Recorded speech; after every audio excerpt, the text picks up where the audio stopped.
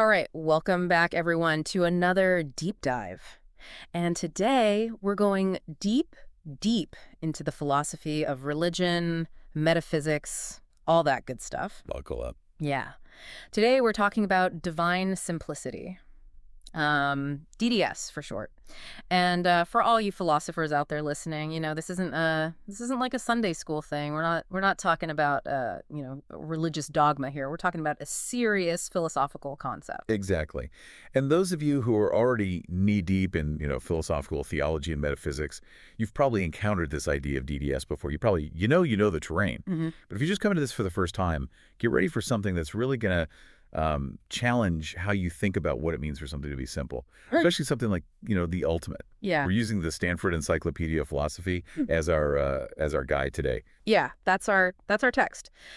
So what is the problem we're trying to solve here? I think it's basically this, like, how can we understand this idea that God is simple in a way that's like totally beyond our normal understanding of simplicity? Right. And the kind of simplicity we're talking about here is not like a lack of, content or nuance. It's almost like an excess of being. It's like this overflowing of simplicity, this kind of positive ontological feature. Yeah, not like a lack of parts, but an ontological summit, maybe. Yeah, like the idea that God is simple not because, he's missing something, but because he's like so completely unified and in a way so perfect that he transcends the need for parts. Yeah, yeah. So our mission today, what we're going to be doing is kind of unpacking this idea. Unpacking it, exactly. What does it actually mean to say that God lacks metaphysical parts in this positive sense we've been talking about? And what are the implications of that for how we understand God's nature, how we understand God's existence? Okay, great. So let's just jump right in, right? What is divine simplicity? If we were to like define it for a philosopher, what are we talking about? Okay, so divine simplicity basically says that God is beyond all complexity and composition, right? When we say that God lacks parts, and again, we're not talking about like physical parts here. We're not saying that God doesn't have a left arm or anything like that. No, no, no. We're talking about metaphysical parts. Right. We're talking about the kinds of, metaphysical constituents that make up, creatures like us. We're made up of, parts. And not even just spatial parts, right? Right, I mean, right. we can imagine beings that don't have spatial parts. Yeah. But then we're talking about temporal parts. Mhm. Right. And then we're talking about temporal parts. And that, opens up a whole other can of worms. Yeah. Yeah, so we're talking about this really deep metaphysical notion of parts here.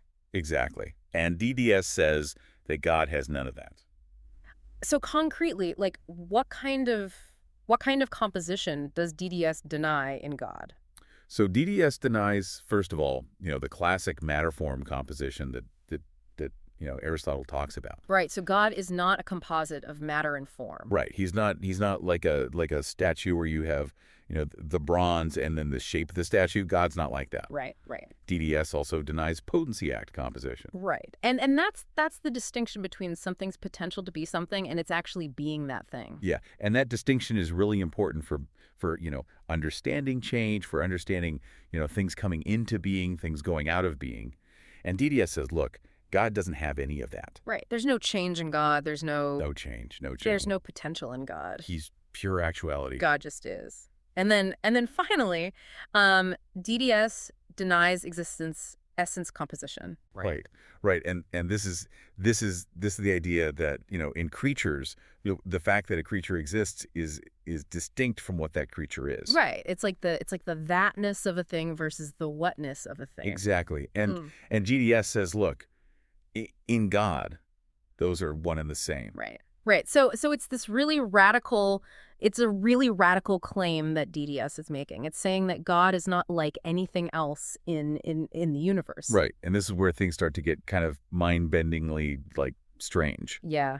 Because then you get to this idea of God being identical to his attributes. Identical. Which, I mean, this is like, for philosophers, this is like breaking all the rules. Yeah. Because normally we think of a subject and a predicate, right? We think of like Socrates is wise, Right. God is good. But DDS is saying, no, God is not just good. God is goodness. God is goodness. He's not. He doesn't have these attributes as like separate things from himself. Right. Like I have the property of having brown hair. That's like a separate thing from me. But God's attributes are not separate from him at all. They Yeah. are him. And Augustine famously said, God is what he has. That's the line. Yeah. Which is just like, it just blows your mind a little bit when you think about it. Yeah. And so to give you a more concrete, philosophical example, think about omniscience, right? God's perfect knowledge. Yeah. So normally we would say, God has omniscience. Right. But DDS says, no, God is omniscience. He doesn't just have it. He is it. Right. His very being is knowledge. Yeah. And that applies to all the other omni attributes too. Omnipotence, omnipresence, omnibenevolence, all of those. Right. So God is omnipotence. God is omnipotence. God is omnibenevolence. God is omnibenevolence. And then it goes even deeper. It goes deeper because now we're talking about God's nature and God's existence. Right. So because God is identical to his attributes, it follows that God is identical to his nature. Right. Because his nature is just like the sum total of all those attributes. Yeah. And then here's the really, really deep part. God's nature is identical to his existence. Yeah. God is his own existence. Right. Which is, again, just like, whoa. Mind-blowing. I mean, because for creatures, our existence is something that's like added to our essence. Received. It's received. Yeah. Right. But for God, it's not like that. God's essence just is existence. Right. And, we as finite creatures, we naturally want to distinguish between essence and existence, even when we're thinking about God. Right. But DDS says, look, you can't do that with God. Right. Those are one and the same. Now, you've been talking about identity. Yeah. And I'm sure some of the philosophers listening are like, well, hold on a second. What kind of identity are we talking about here? Are we talking about strict, Leibnizian identity? Like A and B are identical if and only if they share all the same properties. That's a huge question. And the Stanford Encyclopedia acknowledges that this is a big issue. Like, what exactly do we mean when we say that God is identical to his attributes? Are we talking about strict logical equivalence, or are we talking about some looser kind of sameness? Right. And that's a question that, philosophers are still debating. Yeah, we don't have time to get into all the nuances of that. No. Yeah. But it's important to point that out. Now, one other thing I want to point out is that DDS is not just a Christian idea. It's not. Right. Like, Boy. This is an idea that we find in Jewish philosophy. Yeah. Maimonides talks about it. We find hints of it in Greek philosophy, even Islamic philosophy. And Maimonides, he was really adamant about the perfect identity of essence and existence in God. Yeah. He says, and I'm quoting here from the Guide for the Perplexed, whose existence is not due to any cause, existence and essence are perfectly identical. Exactly. So it's not just some, weird Christian thing. Right. This is a philosophical idea that's been around for a long time. And it shows up in different traditions. So what is, the philosophical motivation for this idea? Why would anyone think this? It seems kind of counterintuitive, right? Yeah, it does. But the basic motivation seems to be to preserve God's absolute transcendence. Yeah. That God is totally unlike anything else. Totally other. Yeah. And not just in terms of, how much power he has or how much knowledge he has, right, but in the very way he has those things. Right. So it's not just about the attributes themselves. Right. It's about the way those attributes are possessed. Right. So, we've been talking about this, like, God doesn't have his attributes. No. He is his attribute. Yeah, that's the key difference. So, like, we exemplify our attributes. We instantiate them. God doesn't. He just is them. Right. And that's important because, if God just exemplified his attributes, like creatures do, then it would mean that those attributes were separate from him. Right. Right. And then you would have this kind of this split within God. Yeah. Which would violate his simplicity. It would violate his simplicity. Yeah.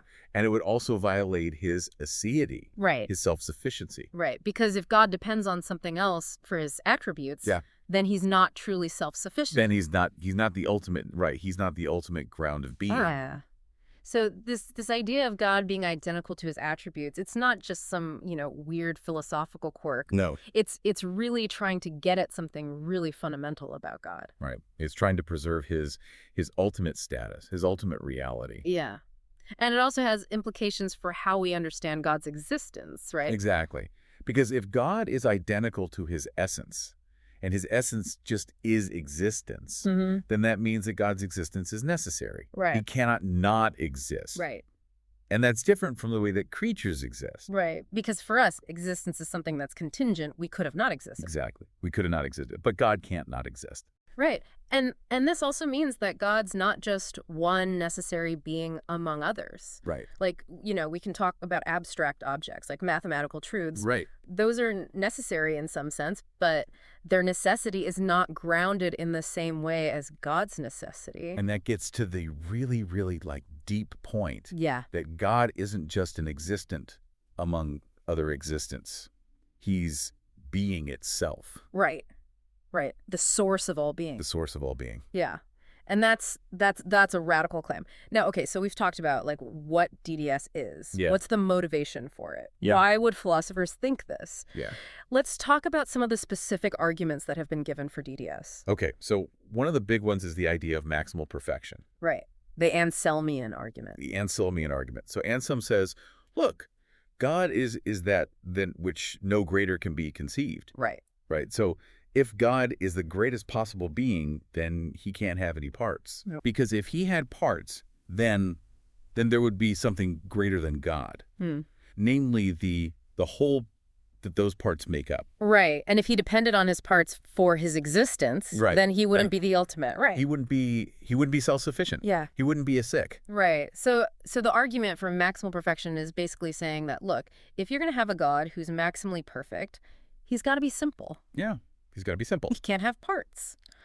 Another argument is the argument from divine necessity. Right. So if God is the greatest possible being, then he must exist necessarily. Right. He can't not exist. And the way to explain that is to say that his essence is identical to his existence. Right. Because if his essence were different from his existence, then it would be possible for him not to exist. Right. It would be possible for him to not exist. But if his essence is existence, then it's impossible for him not to exist. Right. So the argument from divine necessity is saying that, look, if you're going to have a God who exists necessarily, he's got to be simple. Yeah. And then there's the Euthyphro dilemma. Oh, the classic. So the Euthyphro dilemma asks, is something good because God wills it? Or does God will it because it's good? Right. Right. And DDS provides a really neat solution to this. Because if God is goodness itself, then it's not that God wills something because it's good, or that something is good because God wills it. It's that God's will just is goodness. Right. Right. So there's no separation. There's no separation. Yeah. And this is a huge advantage for DDS. Right. Because it means that God is not subject to some external standard of goodness. Right. And it also means that morality is not just arbitrary. Right. It's grounded in God's very nature. Yeah. Okay. So we've got these arguments from maximal perfection, divine necessity, Euthyphro dilemma. Yeah. Those are all reasons why philosophers have thought that DDS is true. And the encyclopedia also mentions other attributes that are grounded in DDS, like immateriality, eternity, immutability. Right. Right. So if God doesn't have parts, then he can't have material parts. Right. And if he doesn't have temporal parts, then he's eternal. Right. And if he doesn't have any unrealized potentialities, then he's immutable. Right. He can't change. Right. Okay. So we've talked about what DDS is. Yeah. We've talked about some of the arguments for it. Yeah. Now let's get to the hard part. Let's do it. Which is, how can this possibly be coherent? Right. Because, I mean, this idea of a being that's simple, Yeah. that's identical to its attributes, It sounds crazy. it sounds like a contradiction. It does. And Yeah. and a lot of philosophers have said, look, this is just incoherent. This is a non-starter. You can't have a being that's like this. Yeah. And, I mean, one of the most famous objections to DDS comes from Alvin Plantinga. And Plantinga says, look, if God is identical to his properties, then God is a property. Right. And properties are abstract. Abstract. So God is abstract, Right. but if God is abstract, then he can't be the cause of anything. And that's a problem, right? Yeah. Because God is supposed to be the cause of the universe. He's Yeah. supposed to be the cause of everything. Right. And you can't have an abstract thing causing a concrete thing. Right. It's like saying that the number 2 caused the universe. Exactly. It just doesn't make any sense. So Plantinga says, look, DDS leads to this absurd conclusion. Yeah. Therefore, DDS must be false. And he's not the only one. Right. Right. Other philosophers have made similar objections. Gale. Yeah. Gale, Hasker. Right. They all say that there's this fundamental incompatibility between DDS and traditional theism. Yeah. So how do defenders of DDS respond to this? Well, they say, look, Plantinga and Gale and Hasker, they're all operating with a certain kind of ontology. Right. And it's called non-constituent ontology. And that means what?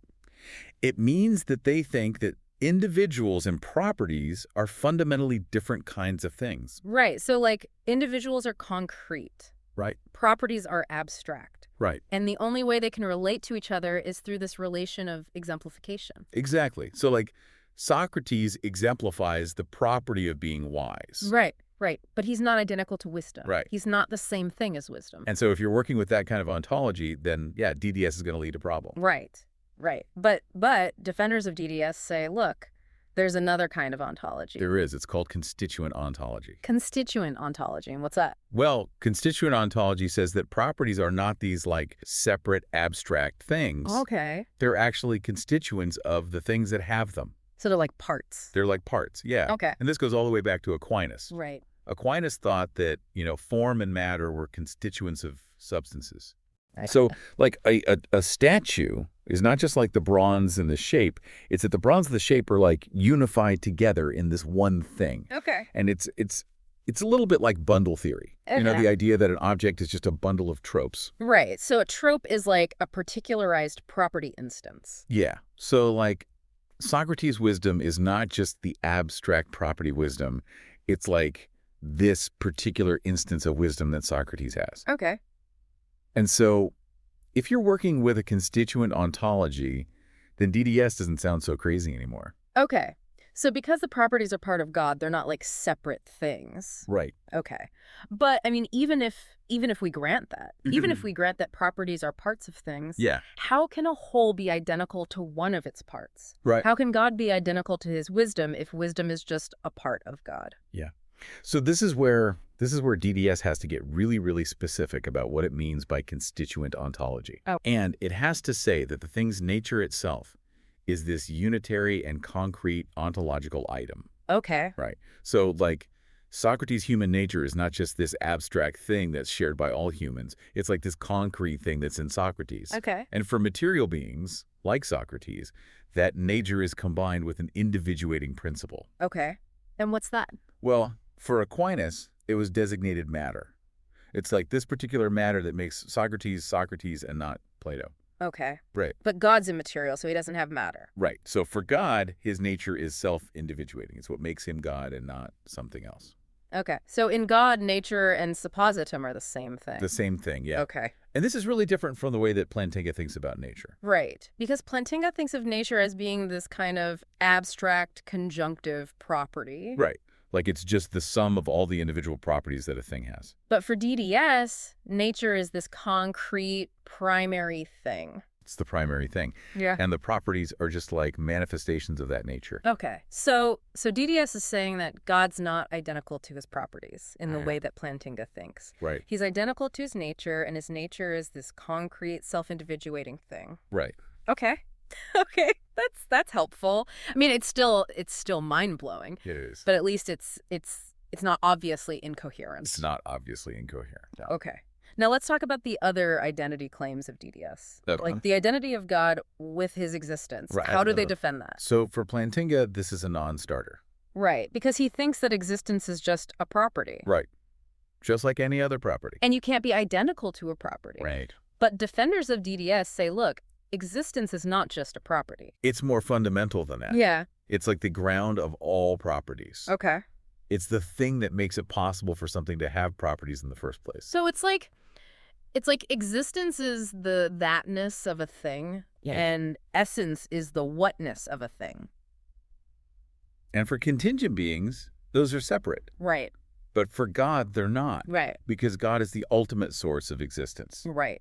So he doesn't depend on anything else for his existence. His essence just is existence. Right. Okay. And this connects back to the idea of divine necessity. Exactly. Because if God's essence is existence, then it's impossible for him not to exist. Exactly. He's necessary. He's necessary. And that's a really, really powerful claim. It is. Okay. Now, what about the identity of the divine attributes with each other? Right. So if God is omniscience Yeah. and God is omnipotence, Yeah, yeah. then it seems like omniscience is omnipotence, Yeah. which sounds crazy. It sounds crazy. I mean, those are different things. They are different things. How can they be the same thing? So here again, we have to go back to constituent ontology. Okay. And we have to say that God's nature is not just this abstract thing. Right. It's this concrete thing. Right. And it's the same thing in all possible worlds. Okay. So it's like God's nature is this self-instantiating property. Okay. It's the only instance of itself. Okay. And so if God is identical to his nature, and his nature is this self-instantiating property, then it follows that all of his attributes are also self-instantiating. Okay. So like omniscience is not just an abstract property. It's like this concrete thing that's identical to God. Exactly. And omnipotence is the same way. And so they're both identical to God, and therefore they're identical to each other. Okay.